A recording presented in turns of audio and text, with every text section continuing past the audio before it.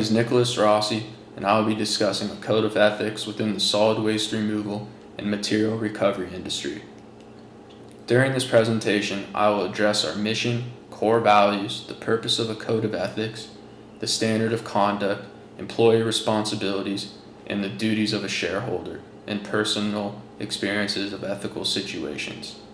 Our mission in the solid waste removal and material recovery industry is committed to providing waste management services of the highest quality delivered with pride and professionalism to customers while utilizing environmentally sensitive equipment that is safe, efficient, reliable, and appropriate to the work performed.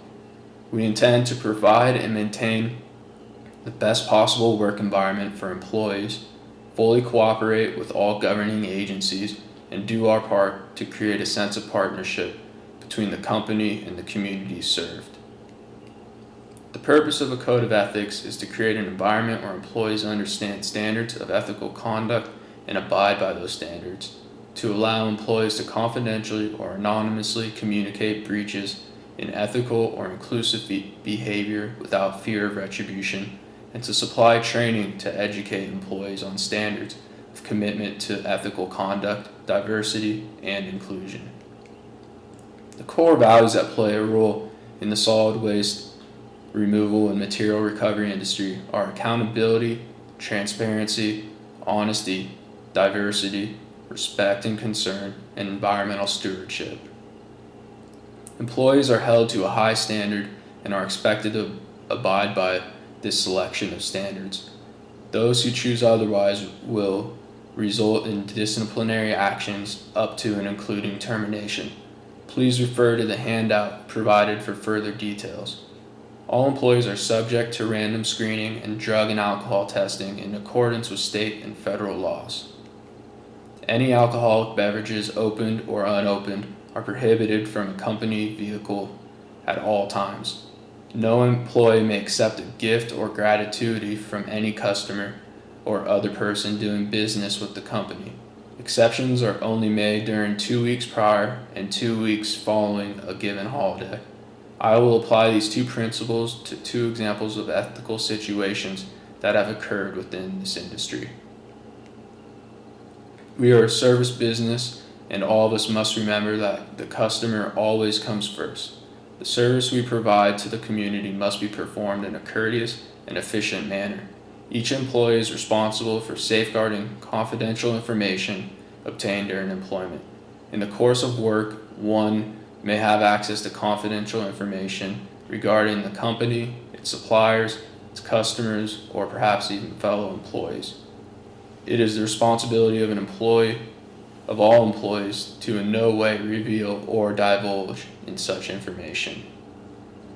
The shareholders hold the responsibilities of managing business ethically and profitably, protecting company property and information, and communicating regularly through established channels. It is illegal to buy or sell stock based on material inside information or to pass this information on to someone who then buys or sells stocks.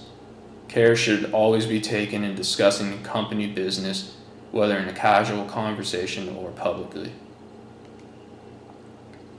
A recent example of an ethical situation that occurred in this industry deals with an employee who was randomly selected to take a drug test in which he failed. All employees receive training and know what is acceptable in this workplace and what is not, and yet this employee decided to not comply. He took the chance, but because he had just been hired and made it through the probation period by 2 days, he was not terminated. Any employee who is in an accident with the company vehicle due to the use of drugs and alcohol are immediately terminated. This employee was directed to attend a rehab program and will receive random drug tests monthly for a 5-year period in order for him to return to his job. Second chances aren't given often, but employees know what is expected of them from the beginning and should always act accordingly. Another ethical situation involves a driver who was on his route, and a selection of customers presented him with gifts showing their appreciation for his services, which included alcoholic beverages. Employees are allowed to accept these gifts 2 weeks prior to and 2 weeks following a given holiday. This occurred within that period, but he could not accept their appreciation because he was on the job, and due to DOT Department of Transportation guidelines prohibit the possession of alcoholic beverages in a commercial vehicle.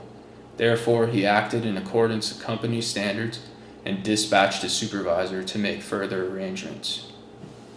The long-term success of this industry is directly related to the performance of each individual and together as a team. Therefore, we must contribute our best to make this industry a continuing success. Thank you. Here are a few questions that I would like any willing participants to answer and open the floor to any further questions or comments.